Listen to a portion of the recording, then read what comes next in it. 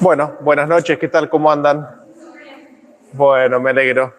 La verdad que es una alegría que podamos estar juntos, ¿no? Para repasar y recordar algunos conceptos bíblicos. Y quizás una de las cosas que teníamos para cubrir en esta noche, bienvenido, buenas noches.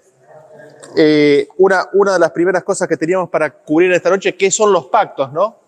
¿Qué son los pactos? Uno escucha hablar acerca del pacto viejo, el pacto nuevo. Uno suele escuchar acerca del primer pacto, el segundo pacto. También se lo llama testamento algunas veces, ¿no? El primer testamento, el segundo testamento, el Antiguo Testamento, el Nuevo Testamento.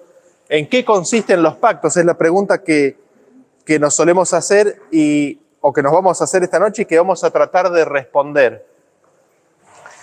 Y vamos a tratar de entender y responder y ver en qué consiste el pacto viejo y en qué consiste el pacto nuevo, ¿no? Y empecemos por el preconcepto que todos tenemos en general cuando venimos, ¿no es cierto?, a este tema, es de que en general entendemos y comprendemos de que el pacto viejo es lo que Dios hizo e intentó hacer por el hombre antes de la cruz de Cristo. Y el pacto nuevo es lo que Dios intentó hacer o intenta hacer y hace por el hombre después de la cruz de Cristo. Entonces se suele decir que antes el hombre está bajo la ley, después está bajo la gracia, que Cristo vino e inauguró el periodo de gracia. Y vamos a tocar esos temas en esta semana un poquito más adelante, pero ¿en qué consiste específicamente el pacto de Dios? Y me gustaría que vayamos en primer lugar a Gálatas capítulo 4. Vamos a Gálatas capítulo 4 y ahí vamos a leer un versículo en el cual se hace referencia a Abraham. Y nos vamos a detener en esta noche un poquito en la historia de Abraham también para ver esto, ¿no?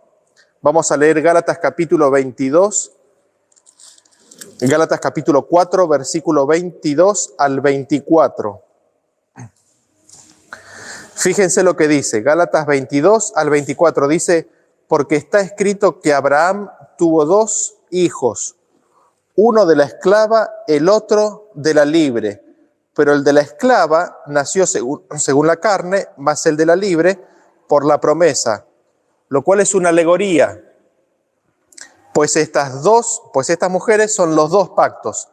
El uno proviene del monte Sinaí, el cual da hijos para esclavitud. Este es Agar.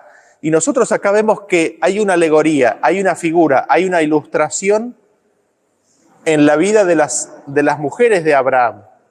Dice, esto es una alegoría. Estas dos mujeres son los dos pactos. ¿Cómo es esto? Nos preguntamos. ¿Cómo es esto de que estas dos mujeres son los dos pactos? Y es interesante porque ella dice, o el versículo aquí nos dice que esto es una ilustración, ¿no es cierto? Y que Agar produce hijos para esclavitud.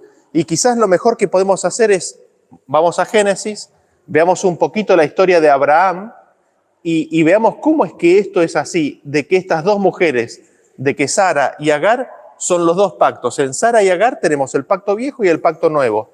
En Sara y Agar tenemos el pacto antiguo y el pacto nuevo. Tenemos el primer pacto y el segundo pacto. ¿Cómo es posible esto?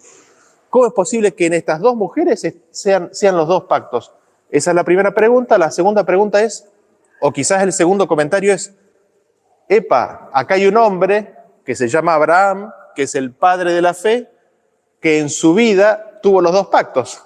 La tuvo a Sara y la tuvo a Agar, ¿no? Entonces vamos al libro de Génesis, vamos al capítulo 13, Génesis capítulo 13, y vamos a leer, ustedes recordarán que Abraham tuvo un llamamiento, salió, y viene una promesa bien específica. Acá viene una promesa de Dios, ¿no? Génesis 13, 15 y 16, dice, Jehová le habla a Abraham, ¿no es cierto? Le dice, porque toda la tierra que ves, te la daré a ti y a tu descendencia para siempre, y haré tu descendencia como el polvo de la tierra, que si alguno puede contar el polvo de la tierra, también tu descendencia será contada. Entonces nosotros, ¿qué es lo que tenemos acá en Abraham? En Abraham viene o Abraham recibe la palabra de Dios. Y la palabra de Dios que dice, esta tierra toda la que ves te la daré a ti y tendrás una descendencia. Vas a tener una descendencia tan grande, tan numerosa, que si alguien puede contar el polvo de la tierra, va a poder contar tu descendencia. Esa es la palabra de Dios. Esa es la promesa de Dios para Abraham. Ahora, para Abraham tener descendencia, tiene que tener hijos, ¿no es cierto? Y aquí, Abraham, ¿con quién estaba casado? Estaba casado, se había unido en matrimonio, era su esposa, la esposa de toda la vida, Sara, ¿no es cierto? ¿Y qué es lo que sucede con Sara? ¿Puede Sara concebir? Sara no puede concebir. Sara se demora, ¿no es cierto? Sara se demora, pero la promesa de Dios está. La promesa de Dios está en de que vos vas a tener una descendencia que va a ser como la arena del mar, como el polvo de la tierra. Pero Sara no da luz. Sara no está dando luz. ¿Qué hacemos, no? ¿Qué hacemos? Es la pregunta del hombre. ¿Y qué es lo que vemos? Vamos a Génesis capítulo 16.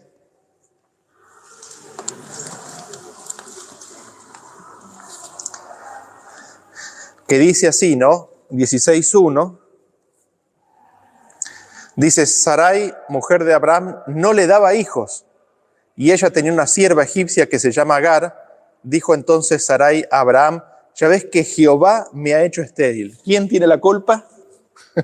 Jehová me ha hecho estéril. Jehová me ha hecho estéril, así que no te puedo dar hijos. Te ruego pues que te llegues a mi sierva, quizás tendré hijo de ellas. Y atendió Abraham el ruego de Sarai, y Sarai, mujer de Abraham, tomó a Agar, su sierva egipcia, al cabo de 10 años de haber habitado Abraham en la tierra de Canaán, y la dio por mujer a Abraham, su marido, y Agar concibió y dio a luz un hijo. ¿No es cierto? Volvamos al principio. Abraham recibe la promesa, ¿no es cierto? Yo te voy a dar una descendencia, vas a tener muchos hijos, como el polvo de la tierra. Sara se demora. Entonces Abraham toma a la mujer, a la mujer esclava de Sara. ¿Para qué? Para cumplir la promesa de Dios, ¿no? Para cumplir la promesa de Dios, toma a la mujer de Sara. ¿Qué es lo que sucede después? La historia no termina. Vamos a Génesis capítulo 17. Génesis capítulo 17. Nosotros conocemos cómo es la historia, ¿no? Agar tiene un hijo, el hijo va creciendo y de repente un día Dios se le aparece y así como de casualidad le toca el tema de vuelta. Fíjense lo que dice. 17, 15 y 16. Génesis capítulo 17, versículo 15 y 16. Dios le da su pacto, lo habíamos escuchado esta mañana. Dijo también Dios, también, ¿no? Porque no había terminado de darle el pacto, hay que aclarar algo más. Sarai, tu mujer, no la llamarás Sarai, mas Sara será su nombre, y la bendeciré y también te daré de ella hijo. Sí, la bendeciré y vendrá a ser madre de naciones, reyes de pueblos vendrán a ella. Fíjense que Dios se tiene que repetir para que le quede claro a Abraham. Sí, yo la voy a bendecir. Lo repite, lo dice, sí, yo la voy a bendecir y ella va a ser madre de naciones, para que le quede claro. Entonces Abraham se postró sobre su rostro y se rió. Como si hubiese contado un chiste, Dios, ¿no? Se rió. ¿Qué es lo que sucede? Hay una acción en la cual dice, yo te voy a dar una bendición, y esta bendición es de que Sara va a tener un hijo. Y ella va a ser madre de naciones. Y acá volvemos a cómo habíamos empezado, ¿no? Estas dos mujeres representan los dos pactos. ¿Sara qué es? Sara es la acción Agar. ¿Qué es Agar? Agar es el intento del hombre de cumplir la promesa de Dios. ¿Qué es Sara? Sara es la acción de Dios dándole un hijo a Sara. A Abraham, así es. Es Dios, es la acción de Dios en la vida de Abraham y de Sara, a través de Sara, ¿no es cierto? Y ahí tenemos contrastadas las dos situaciones, ¿no? tenemos el intento del hombre de cumplir la promesa de Dios y el intento, o directamente la acción de Dios en darle su promesa y darle descendencia. Ahora yo les hago una pregunta. Si ustedes reciben una promesa, ¿quién tiene que efectivizar la promesa? ¿Quién tiene que dar la promesa? ¿El que la recibe o el que la hace? El que hace la promesa, ¿no es cierto? Si yo te digo, René, te voy a regalar un auto, ¿vos tenés que ir y comprar el auto o vos tenés que esperar que yo te lo dé? Vos tenés que esperar que yo te lo dé, ¿no es cierto? Esto es una alegoría. Esto es una alegoría como en el caso de Sara, ¿no? Sí. Esto es una alegoría. Te voy a dar un auto. Vos no tenés que hacer nada para recibir la promesa, ¿no es cierto? Solo esperar que yo la cumpla. Ahora, ¿cuál es el problema? ¿Cuál es el problema que sucedió? Abraham se juntó con Agar, tuvo un hijo y él pensó que Dios ya había cumplido su promesa. Entonces no estaba esperando el cumplimiento de la promesa verdadera. Si él ya lo había obtenido, él ya lo había hecho. No sé si llegamos a comprender lo que implica la acción del hombre y la acción de Dios en nuestra vida. ¿Por qué? Ahora vamos al concepto de los pactos. Viene la palabra de Dios, ¿no? Yo voy a hacer esto, yo voy a hacer aquello, yo voy a hacer esto por vos. ¿Qué hacemos nosotros? ¿Dejamos que Dios cumpla su promesa o nosotros le cumplimos la promesa de Dios para con nosotros? ¿Somos nosotros los que le cumplimos la palabra a Dios? Y acá es donde nosotros vemos un poco el concepto de estos dos pactos, ¿no es cierto? Por un lado es lo que se conoce la justificación por las obras, ¿no? El intentar por las obras propias hacerle cumplir a Dios su palabra. Yo voy a hacer que Dios cumpla su palabra. Se lo voy a cumplir yo. Esa es la imaginación del hombre, con los problemas que trae que vemos en la descendencia, ¿no es cierto?, de Abraham. Pero por el otro lado, la justificación por la fe, ¿en qué consiste? En recibir la palabra y dejar que Dios cumpla su promesa, porque no es mi promesa, es la promesa de Dios. Cuando el hombre entra en el papel de hacer la obra de Dios, de hacerle cumplir a Dios su promesa, el hombre se imagina que ya recibió la promesa, pero en realidad no la recibió. Y el hecho de pensar de que la recibió le bloquea el hecho de ver su necesidad y su falta de lo que Dios le quiere dar. No sé si se llega a entender. Cuando nosotros entramos en el camino de cumplirle a Dios sus promesas, cuando nosotros entramos en querer justificarnos por nuestras obras, nosotros pensamos que eso es lo que Dios nos da, cuando en realidad no es eso. Y eso nos impide, es un obstáculo para nosotros recibir la sustancia, la verdadera realidad de la promesa. Y entonces, quizás este primer pantallazo, y resumamos este primer punto, tenemos que, Pablo dice, estas dos mujeres, Sara y Agar, son los dos pactos. Es una alegoría, es una ilustración. Y vemos que en la vida de Abraham están las dos mujeres, pero la segunda mujer, Agar, ingresa en la vida de Abraham por falta de fe en la confianza, o falta de fe y confianza en la palabra de Dios. Como a Abraham le falta fe, entonces él toma en sus manos cumplir la palabra de Dios, y así es como él obra, ¿no es cierto? Él obra en forma independiente y después, en segundo lugar, finalmente Dios le da el cumplimiento de su promesa a través de Sara, como era originalmente planificado, ¿no? Entonces tenemos que los frutos de Agar salen primeros, ¿no? Los frutos de la carne son los primeros. Uno quiere hacer la voluntad de Dios, pero sale primero los frutos de la carne. Los frutos del Espíritu salen en segundo lugar, ¿no? El fruto de la promesa viene en segundo lugar. Por eso la referencia primero y segundo, primer pacto y segundo pacto. Y uno se podría preguntar, ¿de dónde sale ese instinto de querer solucionarlo, ¿no? De querer solucionarle a Dios sus promesas? Y quizás nos podemos remontar al principio, lo vamos a hacer de memoria. ¿Qué fue lo que sucedió? El hombre pecó y se descubrió desnudo. Y Dios, exactamente, y Dios les había dado absolutamente todo. Les había dado absolutamente todo, menos un árbol. Cuando ellos toman eso que no podían, se descubren desnudos y en lugar de ir al que les había dado todo, buscan ellos solucionar su problema, ¿no es cierto? Pero esas hojas de higuera que ellos usaron no cubrían, no los cubrían. Ellos necesitaban otra cosa. Ellos necesitaban la piel del cordero, ¿no? Ellos necesitaban la piel del cordero que los cubra. Y Dios se las provee. Y vamos a ver un poquito ahora en qué consiste los pactos. Vamos a definirlos un poquito más y vamos a el libro de Hebreos capítulo 8 y vamos a entrar en qué consiste específicamente el pacto de Dios, ¿no? Hebreos capítulo 8 y primero vamos a leer el versículo 6 al 8. Hebreos capítulo 8, versículos 6 al 8. Dice, pero ahora, está hablando de Jesús, ¿no? Está hablando de Jesús como sumo sacerdote. Dice, pero ahora tanto mejor ministerio es el suyo, cuanto es mediador de un mejor pacto establecido sobre mejores promesas. Porque si aquel primero hubiera sido sin defecto, ciertamente no se hubiera procurado lugar para el segundo. Entonces, reprendiéndolos, dice, aquí vienen días, dice el Señor, en que estableceré con la casa de Israel y la casa de Judá un nuevo pacto. Noten ustedes lo que nos dice. Dice que Jesús es el mediador de un pacto que es mucho mejor. Con lo cual, evidentemente, el segundo pacto, el pacto nuevo, es mejor.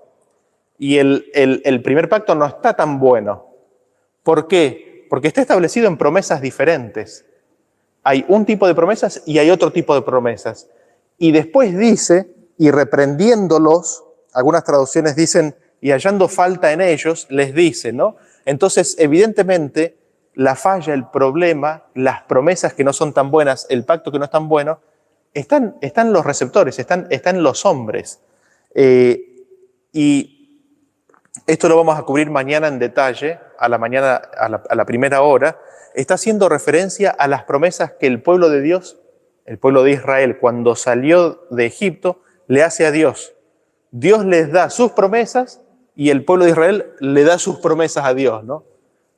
Es como que se entran a tirar promesas, ¿no? Dios le da su promesa y el hombre, yo te prometo que voy a hacer esto. Y en realidad Dios no le había pedido nunca eso. Y así es como los dos pactos están establecidos en mejores y peores promesas. Las promesas del hombre, los intentos del hombre, no son buenos. El hombre no llega. Sin embargo, lo único que necesita el hombre es la promesa de Dios, esas mejores promesas. Por eso dice que Jesús es el mediador de un mejor pacto. ¿Por qué? Porque Jesús es el que hace efectiva la promesa de Dios. Él es el que la trae a la realidad. Jesús no es el que hace efectiva mis promesas. Jesús es el que hace efectivas las promesas de Dios. ¿Y en qué consiste entonces este pacto de Dios? ¿En qué consiste estas promesas de Dios? Fíjense, lo vamos a leer del versículo 10 al 12 de este mismo capítulo. Acá viene el pacto de Dios. Ahora vamos a ver en qué consiste la promesa, el pacto de Dios. Lo que Dios quiere hacer en nosotros. Y ahora, noten ustedes, ¿no? ¿Qué significa esto? Estas son las promesas, están basadas en mejores promesas. Este es el pacto de Dios. Es la obra de Dios, ¿sí? No es la obra del hombre, es la obra de Dios. Acordémonos de la historia de Abraham. Dice, por lo cual, este es el pacto que haré con la casa de Israel. Después de aquellos días, dice el Señor, pondré mis leyes en la mente de ellos y sobre su corazón las escribiré y seré a ellos por Dios y ellos me serán a mí por pueblo. Y ninguno enseñará a su prójimo ni ninguno a su hermano diciendo, conoce al Señor, porque todos me conocerán, desde el menor hasta el mayor de ellos, porque seré propicio a sus injusticias y nunca más me acordaré de sus pecados y de sus iniquidades. Así nosotros vemos que la promesa de Dios tiene el pacto de Dios tiene dos componentes básicos. Uno es el grabar su ley en nuestros corazones. Esto nosotros por otros versículos sabemos que lo hace por medio del Espíritu. Dios envía el Espíritu Santo y es el Espíritu el que graba su ley en nuestros corazones. ¿Y el otro componente en qué consiste? En el perdón, ¿no es cierto? Esos son los dos componentes del pacto, las promesas de Dios. Dios dice, yo te voy a perdonar y yo te voy a grabar mi ley, voy a grabar mi ley en tu corazón y ahí me vas a conocer. Y una vez que me conozcas, ya está básicamente. Esos son los dos son los dos pilares fundamentales del pacto de Dios. Vamos a ver el tema del perdón, vamos a analizar un poquito el tema del perdón y después vamos a analizar un poquito el tema del Espíritu Santo. Pregunta, y acá volvamos al concepto, ¿no? El concepto tradicional es los dos pactos, antes de Cristo, pacto viejo, después de Cristo, pacto nuevo. Pero recién leímos que Abraham tuvo los dos pactos, gracias. Este pacto de Dios, ¿será que es el pacto nuevo? ¿Será que el perdón está solo después de Cristo? ¿Será que Dios no perdona a los que vivían antes de Cristo? Es absurdo considerar eso, ¿no es cierto? El perdón estuvo disponible desde el principio y nosotros tenemos confirmación de eso porque sabemos que Dios se llevó a Enoc, Dios se llevó a Elías, Dios resucitó a Moisés. Todas esas son evidencias de que Dios estaba dando su perdón desde el momento mismo en que el hombre pecó, estaba dando su perdón. Eso es la evidencia de que el pacto de Dios, el pacto nuevo, estaba disponible ahí desde el mismo comienzo del pecado del hombre. En un ratito entramos en el tema del Espíritu, pero vamos a Hechos capítulo 5, versículo 31. Hechos capítulo 5. Hechos capítulo 5, ¿no? Hechos capítulo 5, versículo 31. Acá Pedro está hablando y está hablando de Jesús. Dice, a este Dios ha exaltado con su diestra por príncipe y salvador para dar a Israel arrepentimiento y perdón de pecados. ¿Qué es lo que hace Cristo con nosotros? ¿Qué es lo que nos da? Arrepentimiento y perdón. Y hay una secuencia, ¿no? Es como que Dios no puede dar perdón si no hay arrepentimiento, pero para darnos arrepentimiento es algo que yo puedo manufacturar, es algo que yo puedo fabricar dentro de mí mismo. Yo ahora me arrepiento de haber hecho esto. ¿O es algo que Cristo me da? Pregunta, según este versículo, ¿el arrepentimiento de dónde sale? Cristo, ¿no es cierto? Cristo nos da el arrepentimiento y nos da el perdón. Es increíble. Y fíjense que vienen tan juntos que parecería, ¿no? Y me parece que es así, es que viene el arrepentimiento, o sea, viene la convicción de pecado, uno es convencido de pecado, y con eso viene el arrepentimiento, pero ahí viene el perdón, es como que vienen juntos, arrepentimiento y perdón, tomá. Pero hay que recibir el arrepentimiento primero, ¿no es cierto? Arrepentimiento y perdón, aquí va. Y esto no es algo que nosotros podamos hacer por nosotros mismos, es algo que Cristo nos da, es algo que Cristo nos da. Fíjense ustedes lo que dice en este mismo libro, capítulo 11, versículo 18. Capítulo 11, versículo 18. Dice, entonces oídas estas cosas callaron y glorificaron a Dios diciendo, de manera que también a los gentiles ha dado Dios arrepentimiento para vida. Dios es el que da arrepentimiento para vida, por medio de Cristo, ¿no es cierto? Lo habíamos leído en el versículo anterior, que era Cristo, ahora vemos que es Dios por medio de Cristo. Y fíjense lo que dice el capítulo 26, versículo 18. 26, 18. Dice,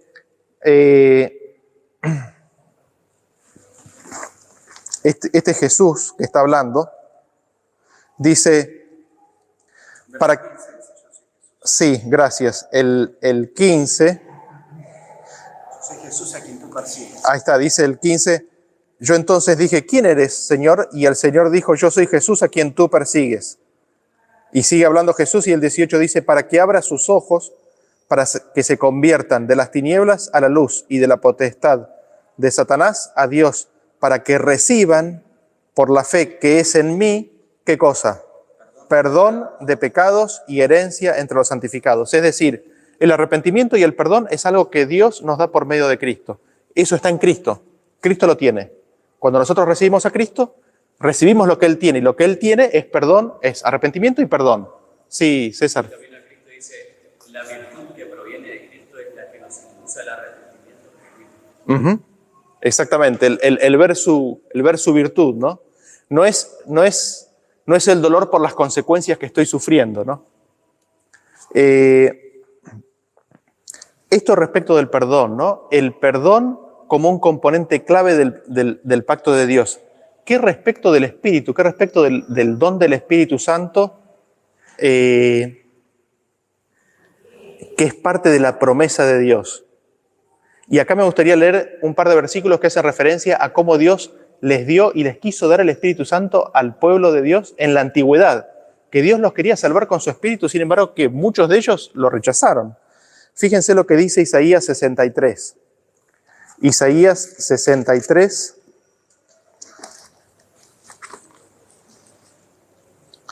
Isaías 63 y vamos a leer el 14.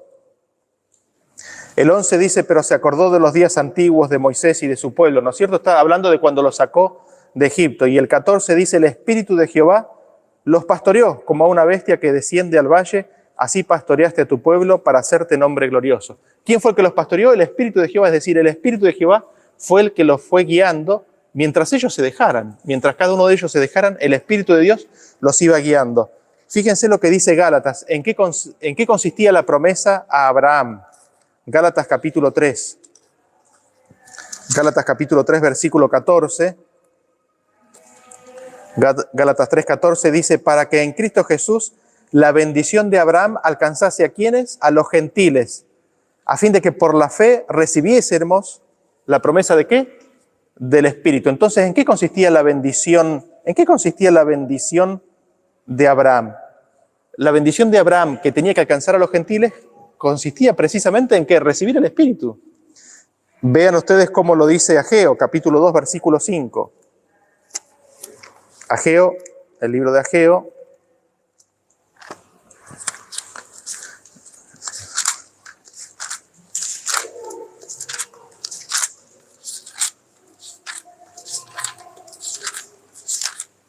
Ageo capítulo 2, versículo 5.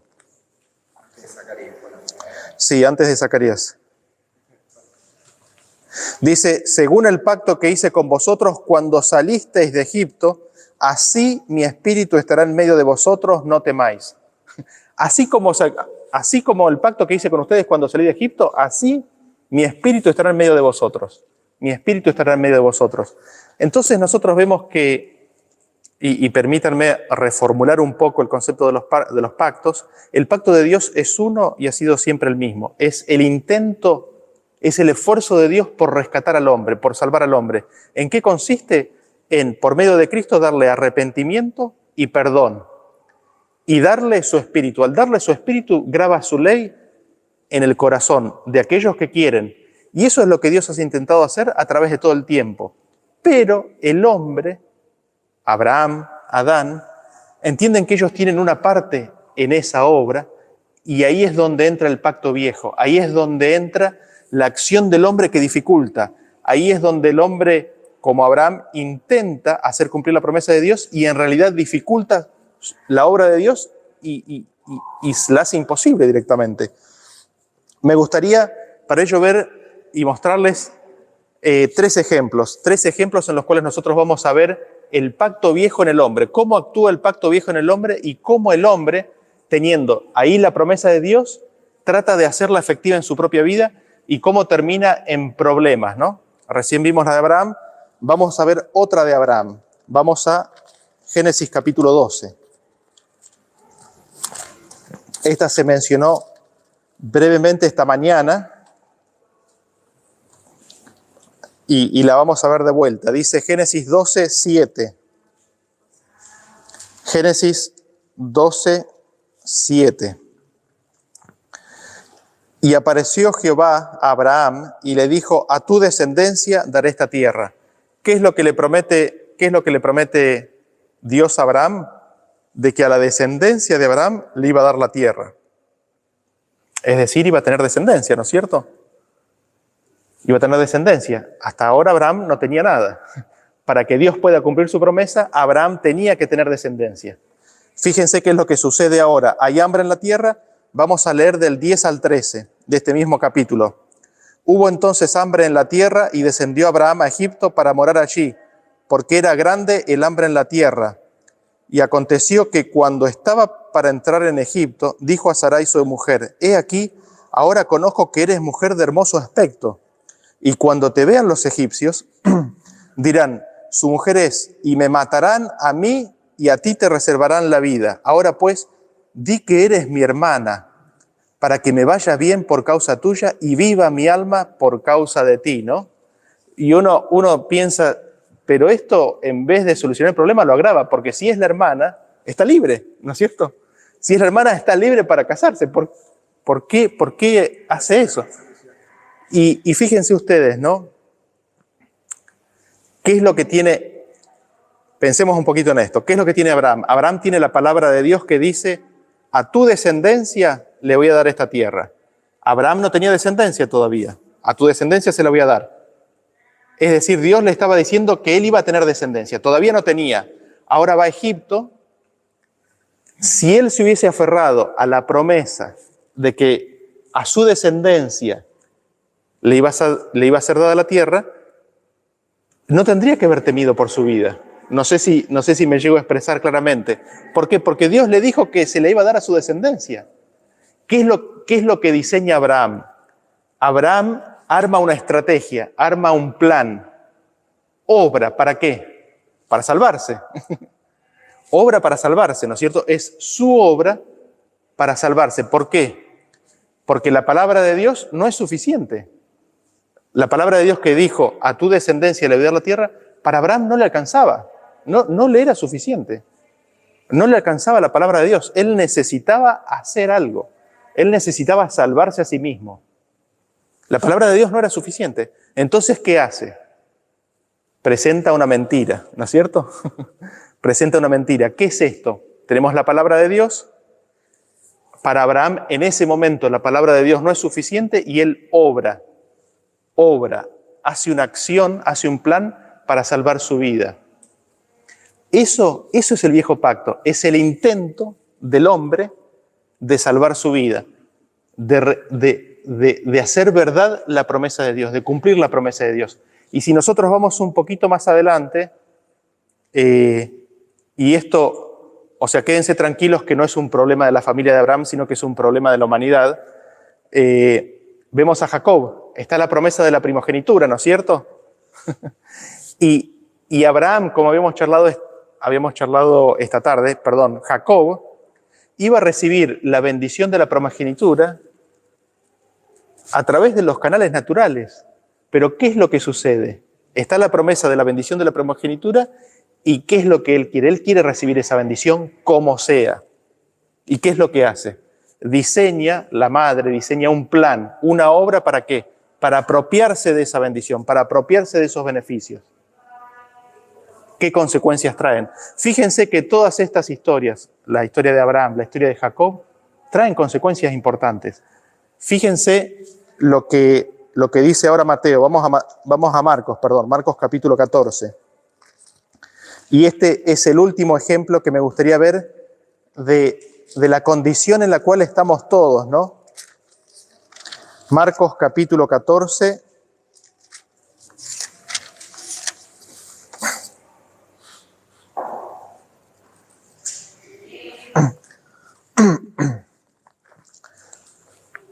Y quizás, antes de leerlo, quizás el punto principal de lo que estamos diciendo aquí es el siguiente.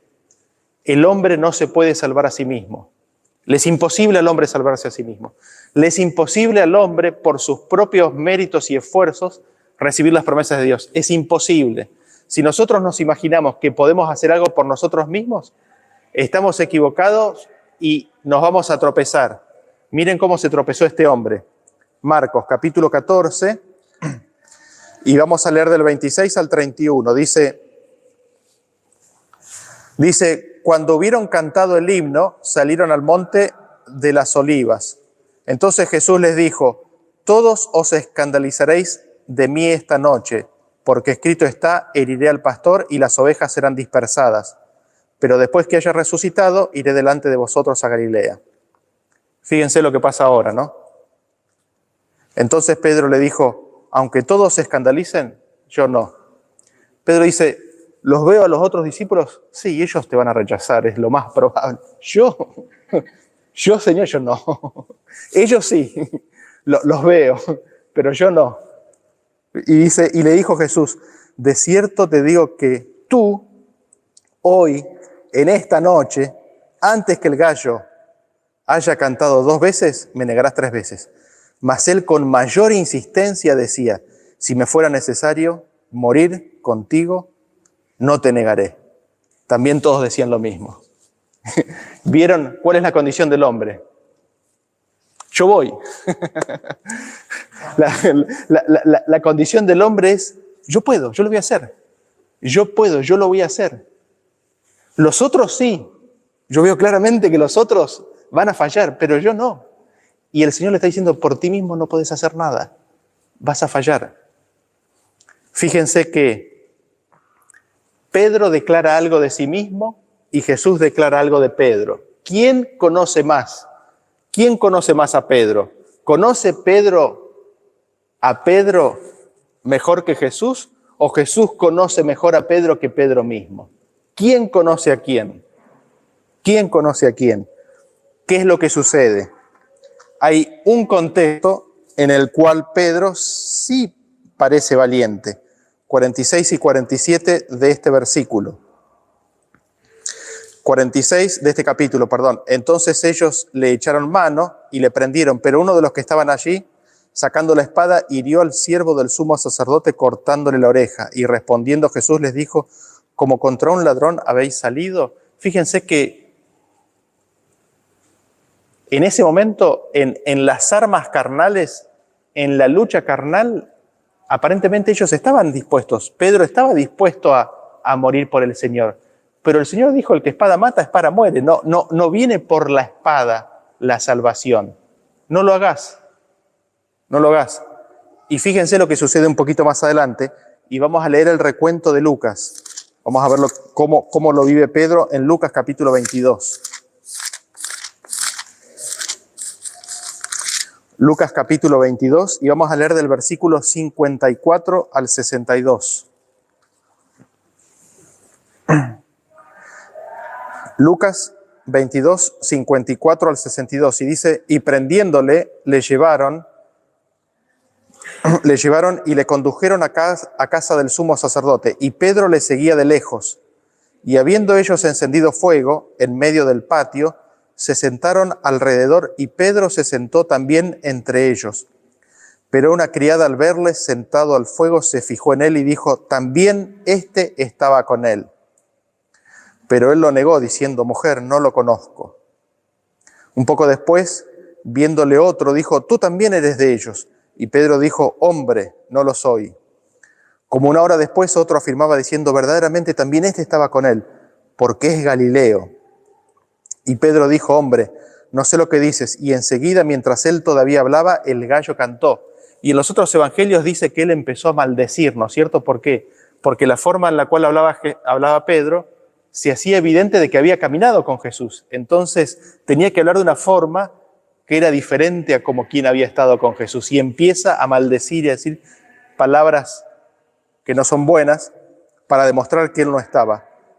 61. Entonces, vuelto el Señor, yo me imagino el Señor Jesús estaba con las manos atadas, escucha el gallo y ¿qué es lo que hace? Se vuelve a Pedro y lo mira. Y Pedro mira a Jesús. Imagínense el cruce ese de miradas. Es terrible, es terrible. Dice, entonces vuelto el Señor miró a Pedro y Pedro se acordó de la palabra del Señor que le había dicho, antes que el gallo cante me negarás 3 veces. Y Pedro, saliendo fuera, lloró amargamente.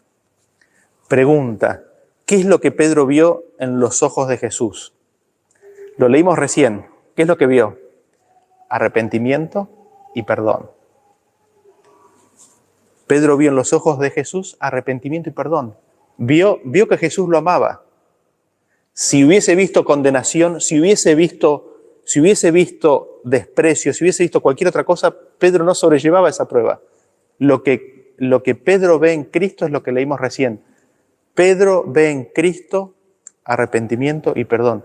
Ve que le da consuelo, ve el perdón que está listo ahí para ofrecérselo. Y Pedro toma conciencia de quién es él. Pedro se da cuenta que él no se conoce quién es. Él piensa que tiene algo para darle al Señor. No tiene nada. Lo único que le puede dar es su corazón. Es lo único que le puede dar. Y sale corriendo y llora amargamente, dice el versículo. Y quizás cerrando este tema y concluyendo, ¿qué son los pactos?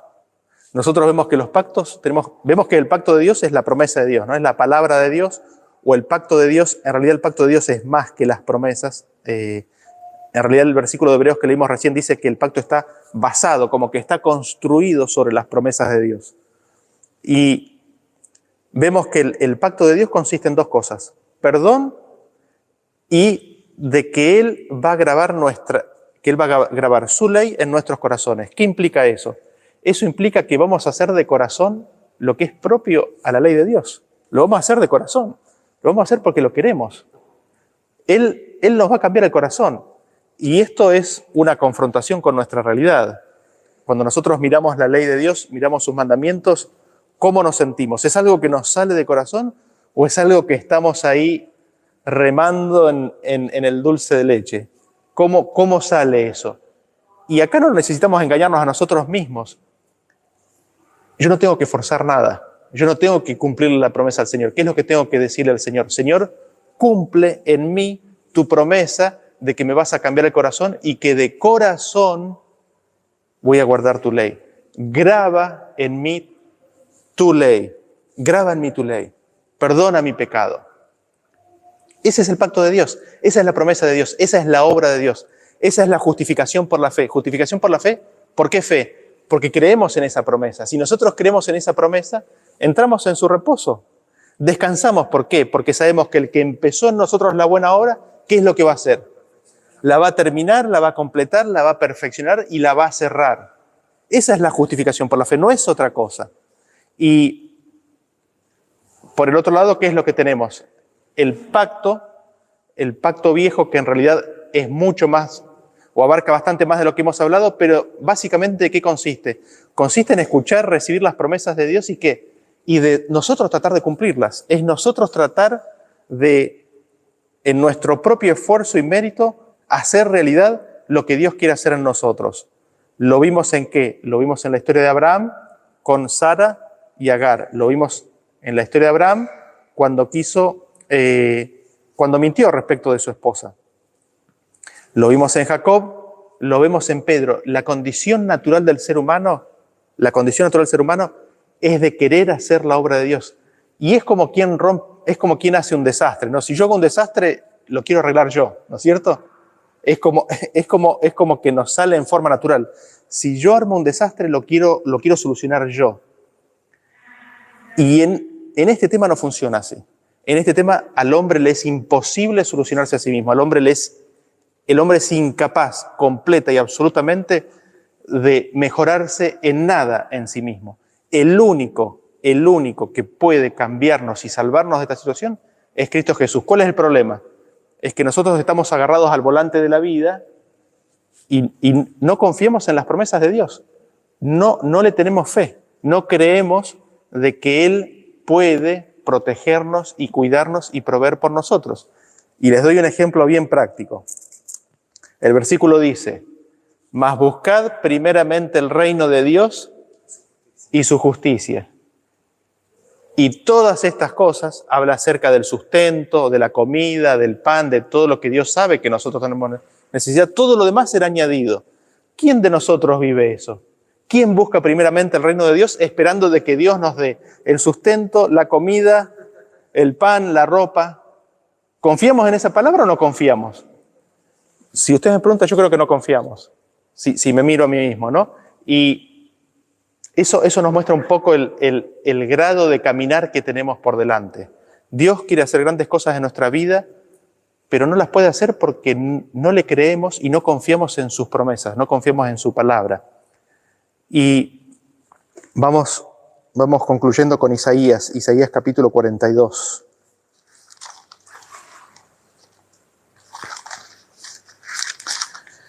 Isaías capítulo 42 y vamos a leer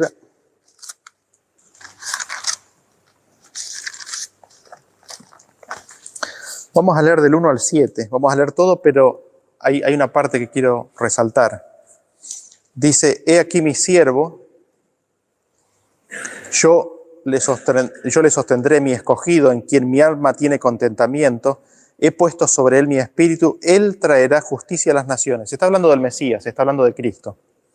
No gritará ni alzará su voz, ni la hará oír en las calles. No quebrará la caña cascada, ni apagará el pábilo que humeare. Por medio de la verdad traerá justicia. No se cansará ni desmayará hasta que establezca en la tierra justicia, y las costas esperarán su ley. Así dice Jehová Dios, creador de los cielos y el que los despliega, el que extiende la tierra y sus productos, el que da aliento al pueblo que mora sobre ella y espíritu a los que por ella andan. Yo Jehová, y acá habla Dios el Padre, le habla al Hijo, dice: yo Jehová te he llamado en justicia y te sostendré por la mano, te guardaré y te pondré por pacto al pueblo, por luz de las naciones, para que abras los ojos de los ciegos, para que saques de la cárcel a los presos y de casa de prisión a los que moran en tinieblas. Esto fue lo que Juan el Bautista vio a través de los mensajeros, ¿no? Él había ido a preguntar: ¿eres tú el Mesías? Entonces los mensajeros vieron la obra de Jesús, fueron, contaron, y él conectó con este versículo. Todos los milagros que Jesús hacía eran estos. Pero fíjense que dice que Dios puso a Cristo como pacto. Dios puso a Cristo como pacto. Entonces, ¿qué es el pacto nuevo? Es Cristo. Es la presencia de Cristo en nuestro corazón. Por eso dice: ya no vivo yo, más vive Cristo en mí. Es Él el que vive, ¿no? Y lo que ya vivo, no lo vivo según la carne, sino lo vivo en la fe del Hijo de Dios, ¿no es cierto? Y es interesante, es muy interesante, porque la palabra pacto en hebreo tiene un significado y en griego tiene otro significado. El significado en hebreo, entre los significados, está el de partir.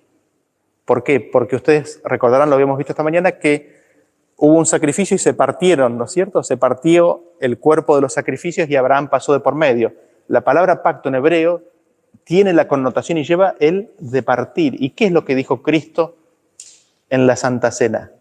Este es mi cuerpo, que por vosotros es partido. Esta es la sangre del pacto nuevo, ¿no es cierto? Así es como Cristo nos es dado por pacto nuevo. ¿Cómo? Al recibir su Espíritu y al recibir su perdón. Así que mi anhelo y mi deseo es de que dejemos de tratar de cumplir las promesas de Dios, sino que le dejemos a Dios cumplir sus promesas en nosotros, y de que recibamos el pacto nuevo, que recibamos las promesas de Dios, que recibamos a Cristo en nuestra vida. ¿Para qué? Para que Él pueda hacer todo lo que quiere hacer, darnos vida nueva. Así que ese es mi deseo y oración para cada uno de ustedes. Si les parece, nos ponemos de rodillas y oramos.